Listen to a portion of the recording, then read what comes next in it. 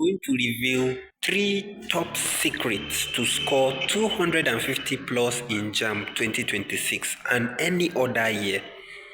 I have studied JAMB questions, I've studied their pattern of doing things, and I have come up with these 3 working secrets that anyone that wants to score 250 is almost guaranteed if you can implement it very, very well. And I'm going to tell you these 3 top secrets now.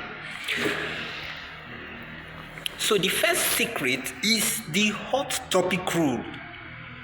The hot topic rule. Many of candidates out there don't really know this secret. The truth is that I have discovered that there are some topics that JAMB asks more questions than others. For example, JAMB may ask 1 question or 2 in a particular topic, but they would ask 5, 6, or even 7 questions on another topic. And that happens almost every year. There are some topics that JAMB asks more questions, and that's why I call them hot topics. So it means that if you did not master those topics very well, you are likely to fail because you may not be able to answer the plenty questions that JAMB will ask from that direction. Let me show you a proof of this. Just follow me. Whether you have science or you are not a science student, just follow me. I want to show you something. Take a look at this question. This question is from 2010. 2010. Look at this question. Question 41. Okay. Question 44. Okay. Question 45. Okay. Question 46. Follow me. Oh. Question 47. Follow me. Question 48, under one topic. Imagine. Many of you don't know this, and I've observed this in almost every subject is like that. There are some topics that JAMB asks more questions on. For example, if you go to chemistry, you would see that anything organic chemistry, hydrocarbons, and the related, JAMB every year almost asks not less than 6 questions. Every year. So imagine you are able to know or identify these hot topics and you give more time to them to master them. And when you get to JAMB and you see 5, 6 questions from this one topic and you are able to answer all, and you are also able to pick another hot topic and you master it, you may not fail any question, possibly. So this hot topic rule, it is working, and if you want it to work for you, you can also apply it. How do you find hot topics? This is what I did actually. I went to JAMB past questions and I looked at year after year and the number of questions JAMB asked under a particular topic. And so I realized that there are some topics that JAMB give more emphasis to. If you are my student, you already know this. I've stated this in chemistry. I've stated it in the last video I've made on physics. In fact, this video is supposed to be a wrap up on heredity and variation, which of course I've compiled a lot of questions from several years that I'm supposed to have treated with you. But I just felt that I should also blend it with these 3 top secrets to help you and others that may come across this video that are preparing for JAMB. So I hope this hot topic rule is very clear. How do you use it? Go and identify topics. I have already done this anyway, but my students, gradually we are going to do this. I'm going to emphasize more. All my lessons will now be centered more on those hot topics. That's where I will center it on, so that we'll be able to make sure that we have covered them adequately. And if you observe, this topic, heredity and variation, is particularly one of those hot topics. And remember, I've made 2 videos already. This should have been the wrap up where I would have bring all the questions I've compiled, but there are too many. I just can't. I started from 2010, and over the years, I see how JAMB repeats a lot of questions under this topic. So for now, I would not be able to do all those questions, but here are some that are here. You can actually go through them, or maybe I can send the PowerPoint to you later. So that's rule number 1. So I'm going to come back later to explain these questions, but let's check the other rules. Okay, so what is the second rule? The second rule is, or the second secret is, syllable objectives to questions. I have emphasized this to my students. Those of you that are in my WhatsApp group that I'm coaching, you know that I have shouted this again and again. I don't know. This is just a simple way for you to navigate through JAMB hurdle and get your course of choice and enter to your university of choice. But some of you seems not to be serious. But if you can implement this very well, it is also a game changer. It is what will change your score for good. Let me give you an example. This is how JAMB syllabus look. They will give you a topic and they will list objectives. So what I'm saying is that turn those objectives to questions that you ask yourself. For example, this is part of physics syllabus and they talk about measurement and units, they talk about mass, time. You can see the topics there. Now, against each topic, there is what you are expected to know.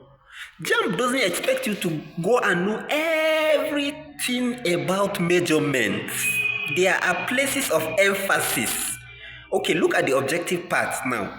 You would see that candidates should be able to, Roman number 1, identify the units of length, area, and volume. That's the question already. That's the question. So it means that before you should go to exam hall, you should be able to identify the units of length, the unit of area, the unit of volume. If we are talking about length, what do we measure it in? Centimeter, right? For example, I just want to clarify something here. If we are using area, square meter or square centimeter, what if we are using volume? Meter cube or centimeter cube, isn't it? So you should be able to identify those before you go to exam hall. It means that JAMB can boldly ask you the unit or the appropriate unit for volume is, and they will give you options. That's it. So if you are able to smartly change objectives to questions, just take all your syllabus one after the other, gradually, little by little, and change all the objectives to questions gradually. I tell you, what is 250? It is too a small thing, self. I'm telling you. I'm speaking like this because during my time I scored 338. So that's why I can boldly talk to you. And some of these things were what helped me. So if you are out there and your goal is 250 plus, here are 3 important secrets. I've mentioned 2. Let's go to the last one. So the first one, what did I say? You should identify hot topics. Topics that JAMB asks a lot more of questions and master them, so that you have a lot of questions you'll be able to answer. And the second one is changing your objectives to questions, and make sure that before you move, you have been able to answer the question correctly. Okay, so let's go to the third secret. So secret number 3 is actually making a smart timetable. A smart timetable. Some of you doesn't know how to make timetable. You just say, today I'll study mathematics, tomorrow English, next tomorrow biology, another day agric or whatsoever. That's not the right way to go. Don't put subjects in your timetable. Instead, put topics. Put topics there. Okay, day 1, let's say tomorrow. I will put, let's say I'm doing chemistry. I would put acid, base, and salts. Maybe it's part of the topic. So I will put it as what I would study tomorrow. Not just go on there and put chemistry. So you have to be so specific of what you want to study. So as soon as you brought your materials you want to study, you know the topic you are going to cover. And as you are studying it, you have your objectives aside of what JAMB expects you to know from acid, base, and salt. So at the end, the question you should ask yourself is that now the JAMB says I should know types of salts, reaction between acid and base, neutralization reaction. Okay, you now ask yourself, have I now understood neutralization reactions? Do I know what the liquescence substances are? Do I know what hygroscopic substance? So these are some of the smart things that students do, different, that makes them stand out. Nothing more. They are not performing any magic anywhere.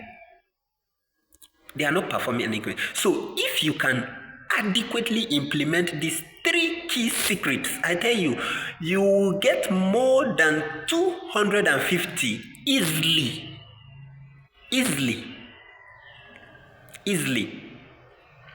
So if you are my student, we have continued, of course. So this would mark the wrap up of variation and heredity, and then we are going to next topic. Next will be on chemistry. I've identified these hot topics and we are going to deal with them one after the other. I want to make clear and comprehensive explanation for you so that you would be able to make all these things and get them easily. So I have an assignment for you here. Though we are supposed to walk, I am supposed to walk you through a few questions. The questions are too many. I've extracted only for 4 years. And come and see, they are just too many. JAMB just asks questions on this topic like, say, tomorrow, no day. So, what would happen is that I'm going to send these slides to you. I'm going to send it either in form of PDF or in form of PowerPoint so that you can just go through them. I've already answered the questions, like for this one, a dilute solution of phenyl thiocarbamide tastes bitter for some people and is tasteless to others. This is an example of, that if you have listened to my lessons, the 2 videos I uploaded last, where I dealt with all this continuous, discontinuous, I know you would answer these questions easily, you yourself. You don't even need help. But if you didn't go through those videos, it's your own cup of tea. And you may find all these small things difficult. So that's why I always encourage you, be serious about what you are doing. So I'm not going to go through these questions, please. If you are interested in the PowerPoint, just let me know in the comment section. I will send it to you so you go through these questions. I've already highlighted correct answers with a brief explanation to justify why the chosen answer is correct. And then I have 4 questions for you as an assignment. Like I've already stated it in the group that there is an assignment that you are going to submit before 10 p.m. today. So the assignment is there. Okay. So I want you to do it and submit it before 10. If you are not part of my students and you wish to be part of us, indicate in the comment section. I would find a way to add you to my student. If you can be serious, you will be added. Thank you very much for being with me. My students, here are these questions from this place. This is the first question. Here is the second question. Here is the third question. Here is the fourth question. And that's all. So 4 questions. So like I said, we are not going to talk about variation again and heredity. We are done with it. If you are not part of my school, please, I would advise you to go and watch the lesson, the comprehensive lesson that I've given on heredity and variation, so that you too will clear this aspect. I'm going to drop the link in the comment section. Please, you can go and check it and watch them. Please watch them. Once you watch them, all these questions will become easier. And you will not play with this kind of topics if you are a science student. So I wish you the best in your exams. My students, please, I will be expecting your assignments. Please, before you go, if you haven't subscribed, I know many of my students have subscribed to the channel, so they see anytime I post. They are the first to see. If you haven't subscribed, please subscribe to this channel so that anytime I post a new video, you'll be part of those that would see it first, and you would follow gradually what I'm teaching. If you have subscribed, please like this video, and that will also give me an encouragement that I'm doing good. If you didn't like, I will not know that I'm helping you guys. So thank you very much once again. Goodbye.